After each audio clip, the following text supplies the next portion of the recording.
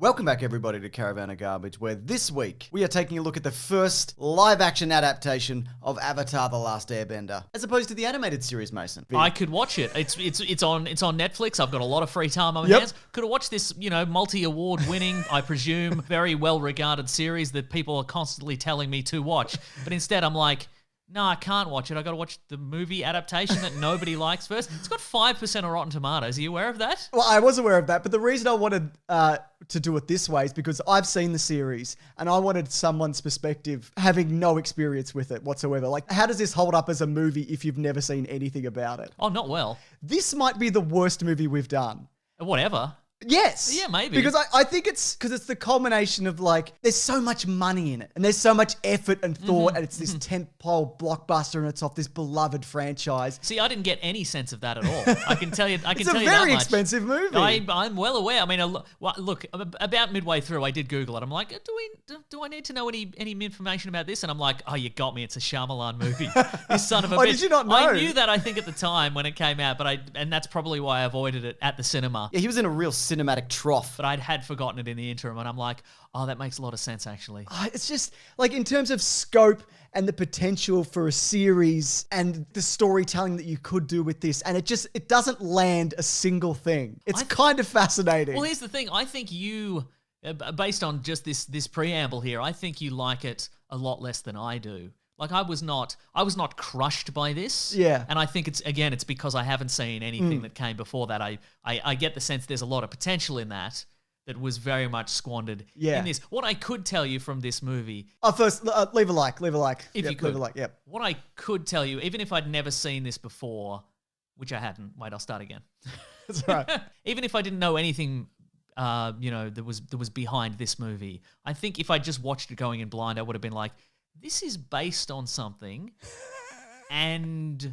Or multiple things? They've cut a lot of it out. Yes. Like, it's based on a bigger thing. Like, as soon as this started, I'm like, oh, there's an opening text crawl and there's narration. And I'm like... And it says book 1. This narration is going to be filling in a lot of gaps in this movie. Yeah. And it did. Yeah.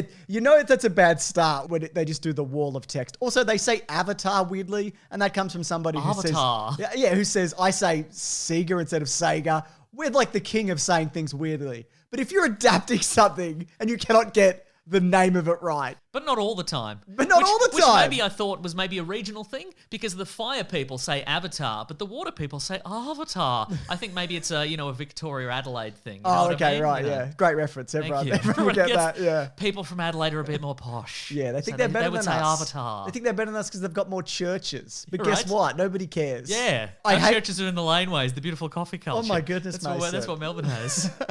Anyway, back to this movie. It sucks. Let's get into it. Yeah, so I hate most of the cast. It's cast just wrong in general. There's a few choices in casting that I like. Yinsen is in this. Professor Yinsen from the Iron Man movies, yes. But also, like a lot of characters, including Jackson Rathborne, who plays... Soccer, yeah. He plays soccer. Nobody's funny. The appeal of the show... I'll stop you there.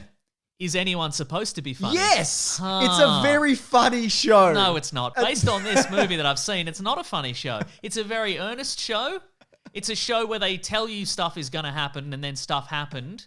And then they talk about stuff that did happen, but you never actually see it happen. They'll be like, we're going to go on this big, long journey, but while we're on the journey, we're going to liberate all these... We're going to use our avatar powers and we're going to liberate all these towns from the evil of the Fire Nation. Boy, it sure was a fun and enlightening time when we did that. You see some of it. You see it for 30 seconds is what you see. Yeah. So also Zuko, the bad guy. Danny Zuko.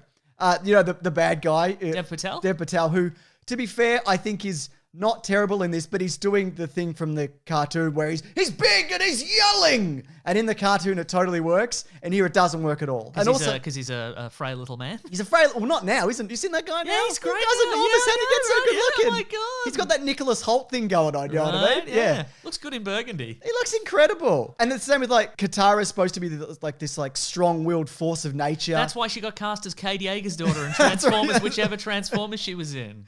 And even, look, to be fair also, Noel Ringer, who plays Aang, I think he... Aang? The Avatar. The Avatar. Yeah. I think he's a very talented martial artist.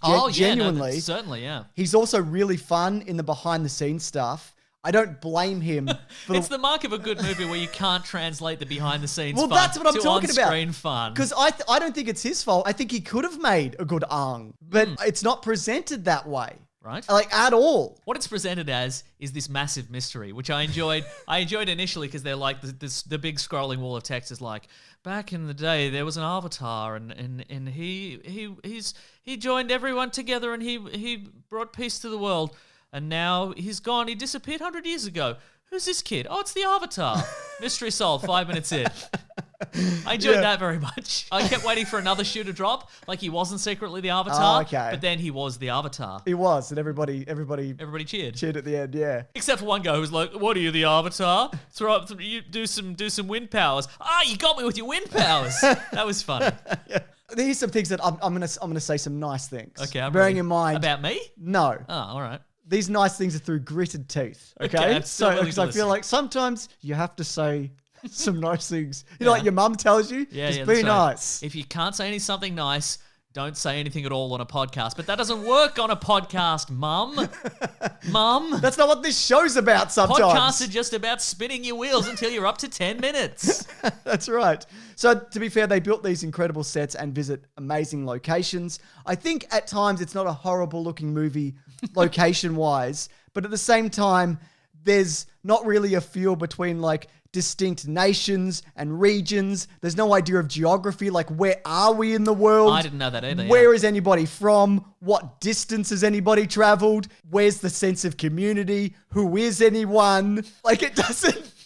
You're throwing all these questions at me like I would somehow know the answers, and I don't. And there's shit like Dev Patel's character in the animation. Yes. He's got a big scar across his face because his father did it. It's like retribution and to teach him a lesson and all, and maybe to get rid of him or maybe to make him a stronger man. He doesn't really seem to care, right? Can you even tell that he's scarred in this movie? I mean, a little bit from certain angles. In That's certain what I'm lighting. talking about. It's like, because it's a huge mark of shame that somebody from the Fire Nation who can control fire gets burnt. That's like a big deal. He's Right. like one of the only ones you see who has that. It'd be like if you worked at a spaghetti factory and you got drowned in the spaghetti. That's right. You'd be like, Mamma Mia. That's the first reference I could think of. I guess I'm just hungry. I don't know. And there's things like soccer's boomerang. It's not even shaped right. Like, you can't get the shape of a boomerang right. There's a boomerang in this movie?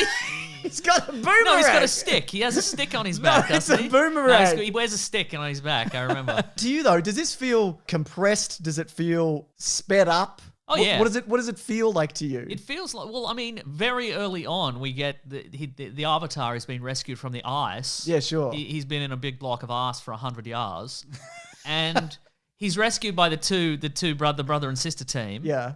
And then the Fire Nation show up and like ruin their lives. They've got great ships and costumes, I Oh, think. yeah, the ships look pretty good. Yeah. Why doesn't anybody else have any like mechanical ships? 'Cause It's they're not the rule- important. They're rural and they're connected to the earth. I It's get in- it. And the but Fire- it's yeah, in- no, I it's get in it. It's in the animation. Of course it is. Yeah, no, I get it. Right. But then he leaves, like they capture him and he leaves, and they're like, we got to go rescue this kid. Why?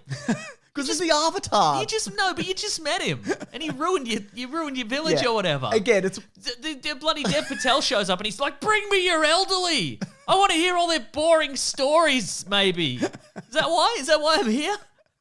I guess so. Is he going to kill the elderly? Because they've outlived their usefulness, if I'm honest with you. These are things that you get a sense of in better storytelling over multiple I don't think you would. episodes. Based on this, I don't think Yeah, you you're would. probably right. Anyway, but then they're like, we've got to go rescue. No, you don't.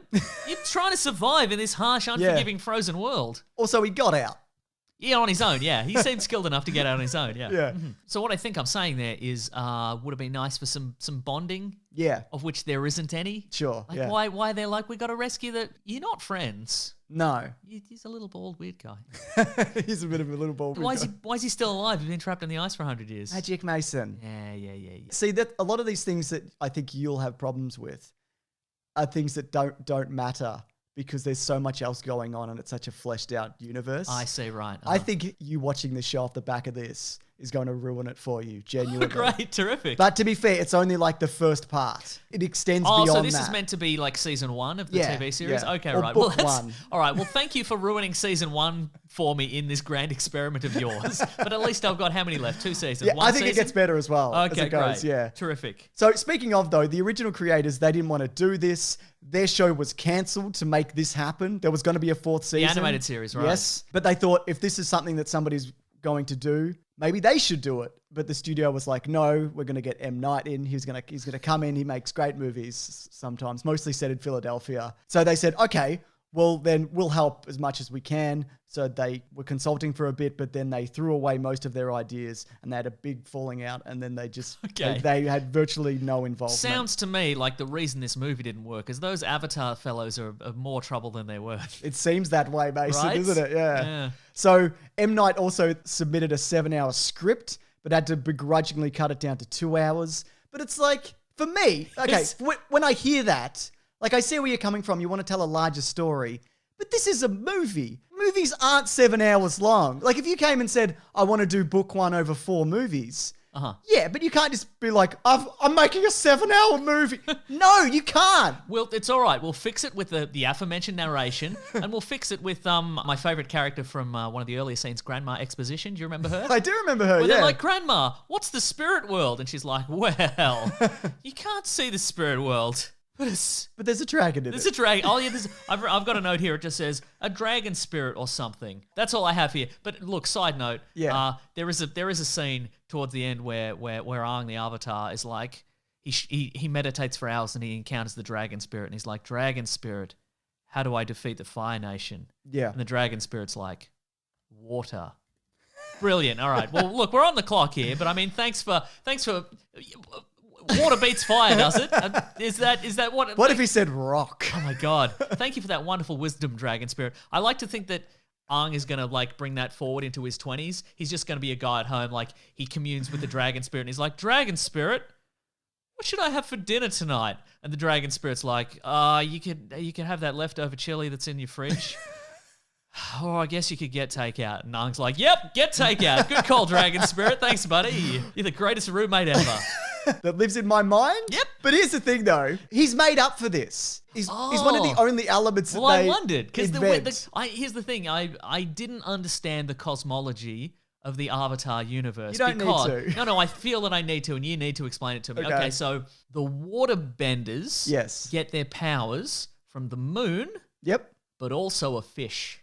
And if you kill the fish, you lose the power. So what was the moon? Yeah. I feel like maybe the... I was actually going to ask you about this in terms of what you understand. The fish is like the power source, and the moon is like the volume dial.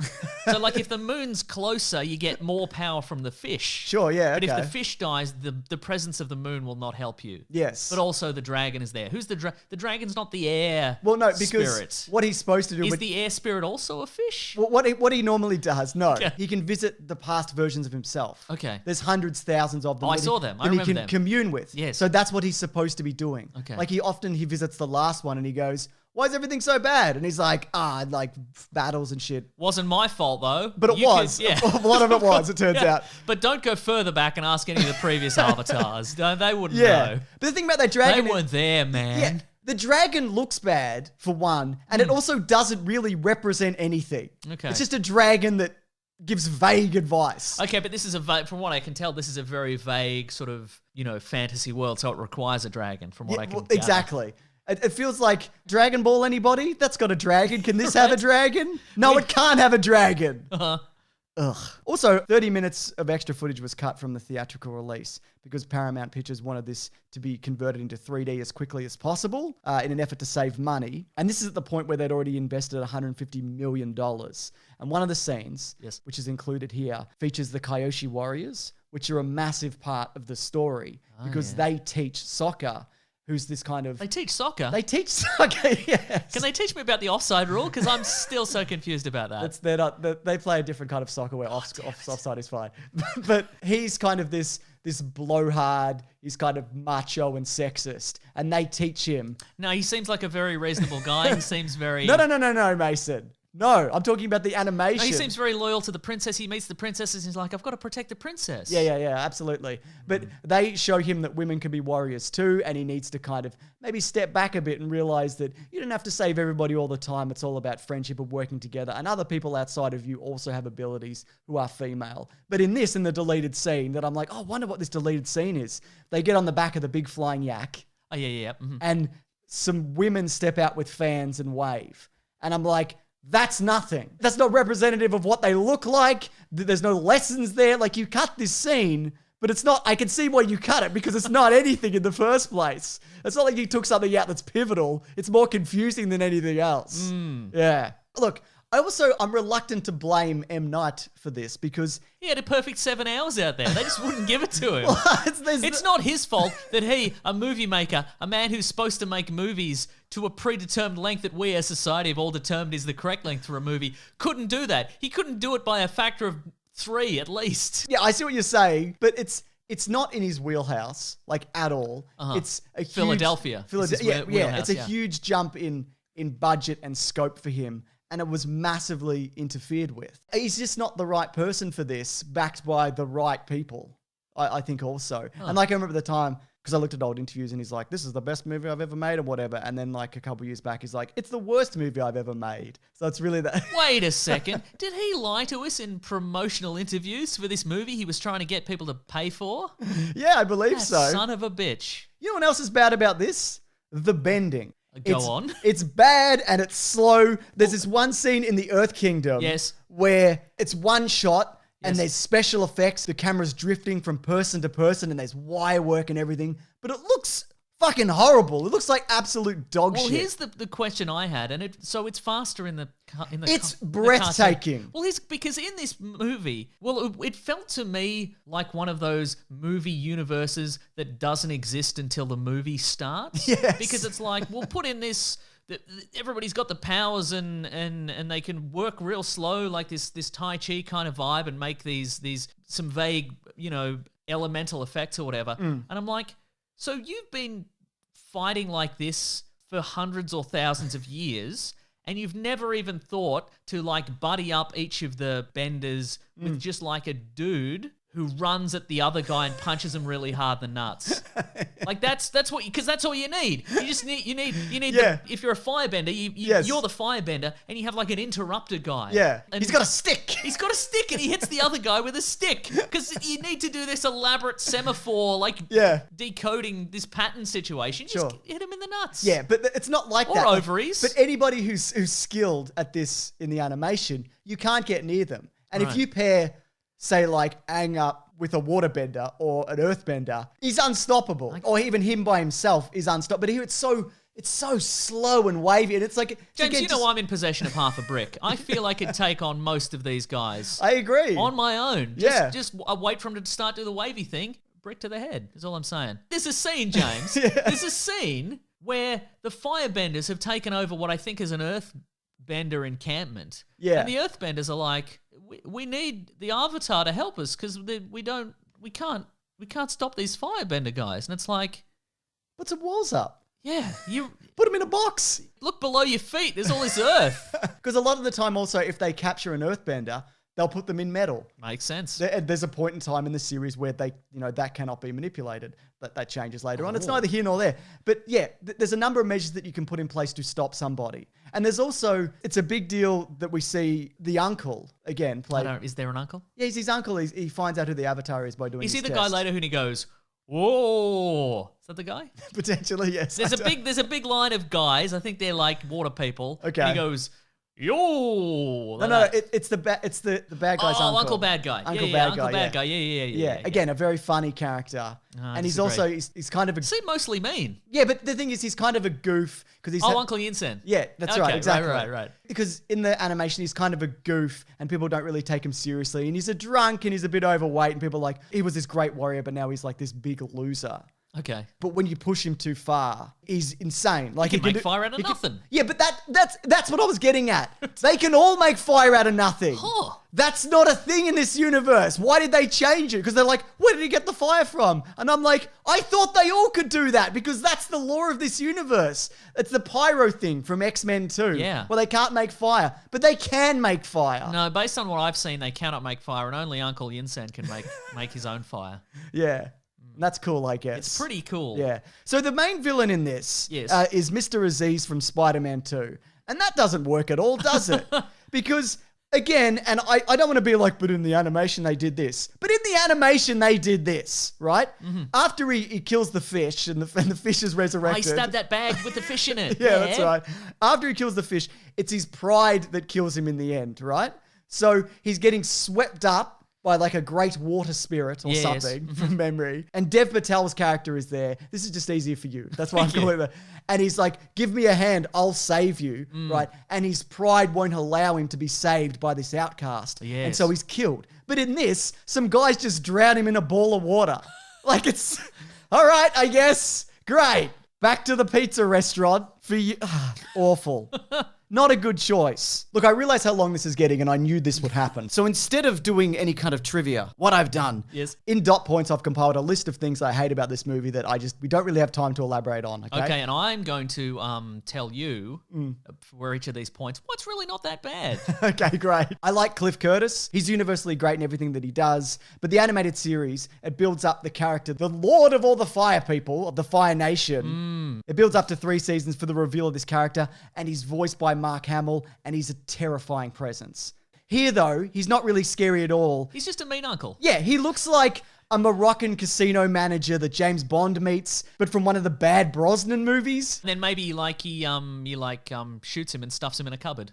That's right, exactly, yeah. Just offhandedly, yeah. Just offhandedly. Like, there's nothing to him. He's just wearing a robe and just walking down corridors and being like, I think the Avatar is a bit whatever's happening here. The animal sidekicks in this, they look fine, but they have zero personality. Oh, are they supposed to have personality? They're supposed to have so much personality. No, but personality gets in the way of them liberating the other towns or whatever they did, you know? You're right. Major plot twists are casually revealed to both the audience and the people in the movie, like the blue spirit being Zuko. What? He's wearing the mask and he rescues Arm. Oh, yeah, I remember that. Yeah. Also, why did they give him Slash from Guns N' Roses' hair? Because that's ridiculous. That doesn't aid that look at all. It's just a blue mask in the animation. What were they thinking? What race is anybody supposed to be? And I'm not talking about James, he was using his illusion. Oh, that's why you didn't know. Oh, that's why I didn't know who he was. Good point. So what race is anyone supposed to be? And I'm not talking about the whitewashing, but also that. But I mean in terms of like accents, clothing, location, where is anybody from? Like I get they're sort of multicultural, but who is anybody at any point in time? James, I can clear this one up for you. If they're wearing the Fire Nation robes, they're from the Fire Nation, and etc. for the other 3. Okay, right. The logic is clear. Yep. Whoever is from the Fire Nation sounds like they're from the Fire Nation. Because they're yelling? And around. And around, okay, gotcha. And so okay. forth. I apologize. It's boring and rushed, but it's also the longest movie I've ever seen. There's no arc for any of the major characters. Soccer overcomes his toxic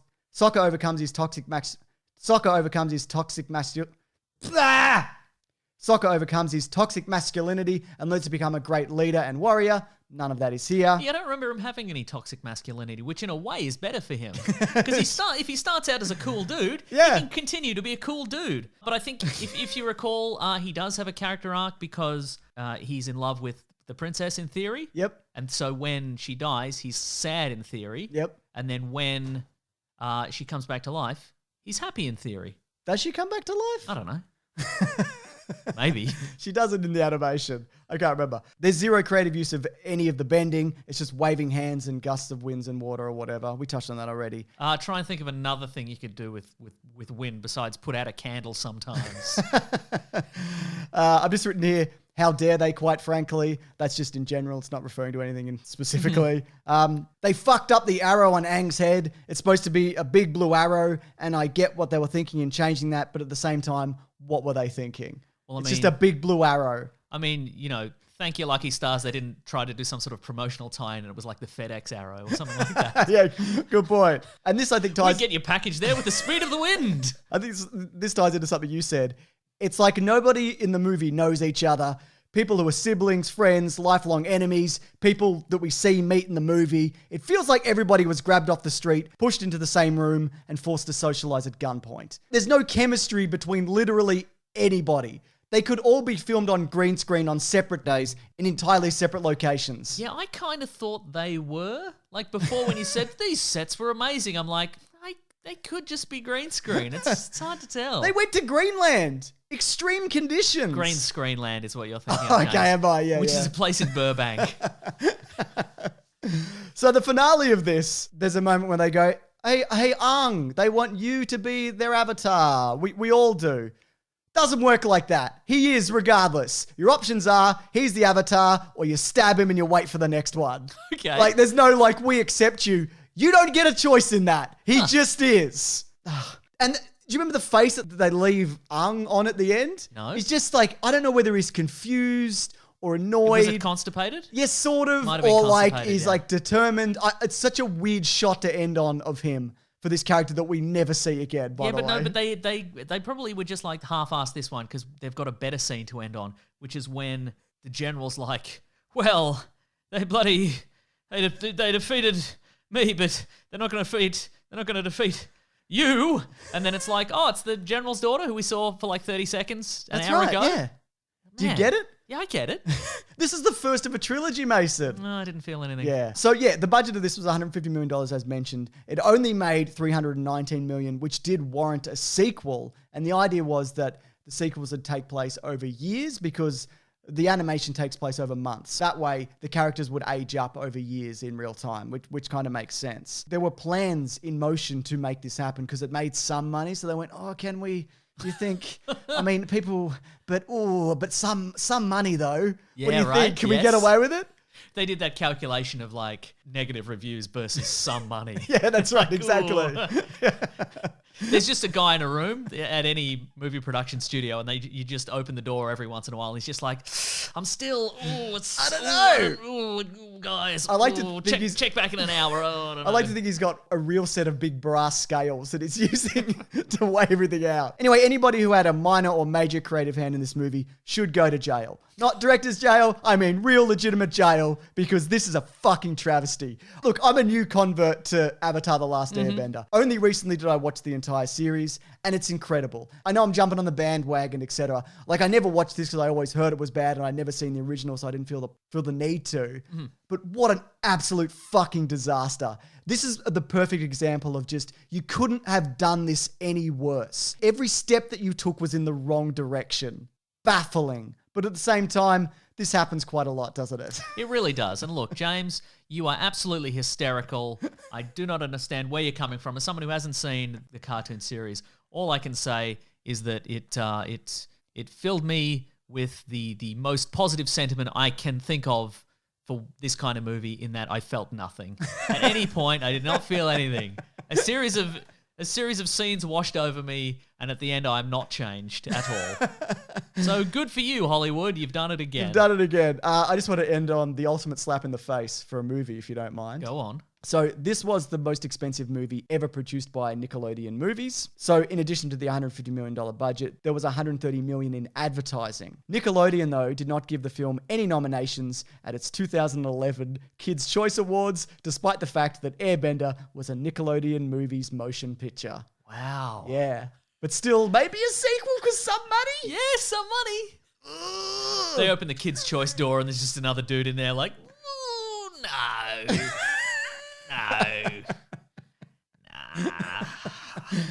He just holds up like whatever award they give out and just drops it in the trash pointedly. You know going in. You know what I mean? You know when something's not good. Yeah, But I guess my so. God. You should watch. There's a really great video on YouTube. You know what they Is it our video? No, Watch no. this video again. I mean, we have many great videos, but it's people coming out of the cinema, like big fans, and they're all dressed up, and they're like, what did you think? Every single person is like, the worst. The worst movie I've ever seen. They couldn't have fucked that up more if they tried, which they seemingly did. I don't know. It feels intentionally bad. I don't know. Again, I think these people are being hysterical. Just feel nothing like I did. Anyways, this has been Caravan of Garbage. If you'd like a hint towards next week, here it is. And if you would like to see that video early, you can actually head over to bigsandwich.co, where in addition to early videos, there's movie commentaries, there's video game Let's Plays, there's bonus podcasts. There's a bunch of stuff going on there, isn't there, Mason? Yes, we have a grand old time over there. We do have a grand old time. And we have a podcast called The Weekly Planet, where we talk movies and comics and TV shows. Swing by every Monday morning if you do want to check that out, or other days of the week, because it's still available then too. That's right. Yeah. And your convenience. Yeah. Anyways, I'm at Mr. Sunday Movies on Twitter. I'm at Wikipedia Brown on Twitter. How dare they, Mason? How very much dare they? And I'm not having it. I'm not having it. This guy wasn't he have a bloody cry about favorite is watched this show 5 minutes ago, and then he's watching the movie and he's like, I'm having a big cry. This bloody bandwagon jumper. See you next week. But grab that gem, you guys. We'll see you later.